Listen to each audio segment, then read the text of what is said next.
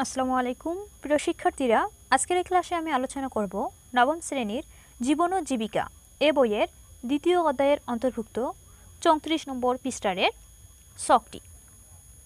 শিক্ষার্থীরা, ছক নম্বর 2.2 ব্যবসায়ের ব্যয়ের আনুমানিক খাত। শিক্ষার্থীরা, এখানে দেখো একটি ছক দেওয়া আছে, এটি হচ্ছে ক্রমিক নং, এরপর আছে খাতের নাম। এই খাতগুলোতে কি পরিমাণ ব্যয় হয়েছে সেগুলো ডান দিকের ফাঁকা জায়গাগুলোতে অঙ্কে লিখতে হবে। শিক্ষার্থীরা, আমি সুন্দর করে এই ছকটি তোমাদের জন্য পূরণ করে রেখেছি, তোমরা এখন চলো সেটা দেখে নিবে। প্রথম খাতের নাম হচ্ছে ব্যবসায়ের স্থান সম্পর্কিত ব্যয়। ব্যবসায়ের স্থান সম্পর্কিত ব্যয়গুলো এরকম: দোকান ভাড়া, জায়গা ভাড়া, জমির মূল্য, ব্যবসায়িক স্থাপনা নির্মাণ ব্যয় ইত্যাদি। এই খাতে ব্যয় হয়েছে 5,000 টাকা। 2 নম্বরে আসবাবপত্র ও ডেকোরেশনের ব্যয়, দোকানের অবকাঠামো তৈরি, সাজসজ্জার ব্যয় ইত্যাদি। আসবাবপত্র হচ্ছে আমরা ব্যবসা শুরু করার আগে যে জিনিসপত্রগুলো লাগে বা উপকরণগুলো লাগে সেগুলো হচ্ছে আসবাবপত্র, এবং এগুলো সাজাতে যে পরিমাণ ব্যয় হয়েছে সেটা হচ্ছে 50,000 টাকা। আমরা এখানে অঙ্কে লিখেছি 50,000 টাকা। 3 নম্বরে ব্যবসায়ের জন্য প্রয়োজনীয় পণ্য সামগ্রীর সংগ্রহ ব্যয়।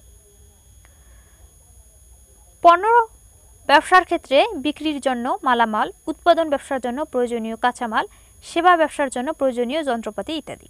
এখানে কি বলা হয়েছে বলতো? এই খাতটি হচ্ছে ব্যবসায়ের জন্য প্রয়োজনীয় পণ্য সামগ্রী সংগ্রহ ব্যয়। যদি পণ্য ব্যবসা হয় তাহলে সেখানে কাঁচামাল কিনতে হবে, এই কাঁচামাল সংগ্রহ করতে যে ব্যয় হয়েছে। আর যদি উৎপাদন ব্যবসা হয় তাহলে প্রয়োজনীয় কাঁচামাল সংগ্রহ করতে কি পরিমাণ ব্যয় হয়েছে। আর যদি এই ব্যবসাটা সেবা ব্যবসা হয়ে থাকে তাহলে সেখানে প্রয়োজনীয় যে যন্ত্রপাতিগুলো সংগ্রহ করা হয় সেই প্রয়োজনীয় যন্ত্রপাতি সংগ্রহ করতে কি পরিমাণ ব্যয় হয়েছে সেটি। এই খাতে ব্যয় হয়েছে মোট 1 লক্ষ টাকা। এরপরে দেখো ব্যবসায় প্রতিষ্ঠান পরিচালনা ব্যয়। ব্যবসা প্রতিষ্ঠান পরিচালনা করার জন্য যে ব্যয়গুলো হয়, একটি ব্যবসা তো আর এমনি এমনি চলে না, সেখানে কর্মচারী লাগে, সে কর্মচারীকে বেতন দিতে হয়। এরপর আছে আপ্যায়ন, যাতায়াত ভাতা ইত্যাদি। যে প্রতিষ্ঠানে যদি কোনো অতিথি আসে বা নতুন কাস্টমার আসে তাহলে তাদের আপ্যায়ন করতে হয়, এই বাবদ খরচ গিয়েছে 40,000 টাকা।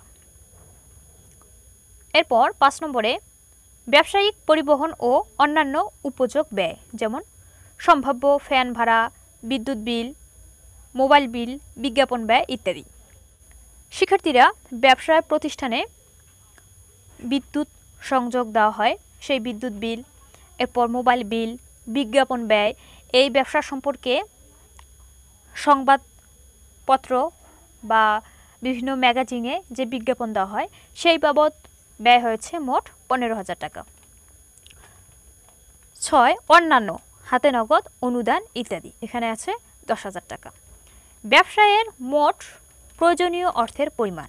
ব্যবসায়ের জন্য মোট প্রয়োজনীয় অর্থের পরিমাণ হচ্ছে ক্রমিক 1 থেকে 6 এর যোগফল। এই যে 1 নম্বর আছে, এই 1 নম্বর খাত থেকে 6 নম্বর খাতে যে পরিমাণ ব্যয় হয়েছে সেটা যোগ করলে আমরা পাই 2,20,000 টাকা। তো শিক্ষার্থীরা, আমি আশা করি এই খাতটি তোমরা বুঝতে পেরেছো।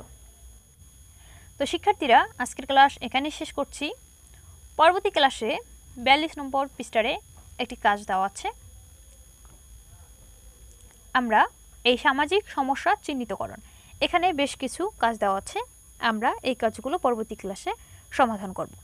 তো শিক্ষার্থীরা, সেই ক্লাসটি দেখার আমন্ত্রণ জানিয়ে আজ এখানেই শেষ করছি। ধন্যবাদ সবাইকে।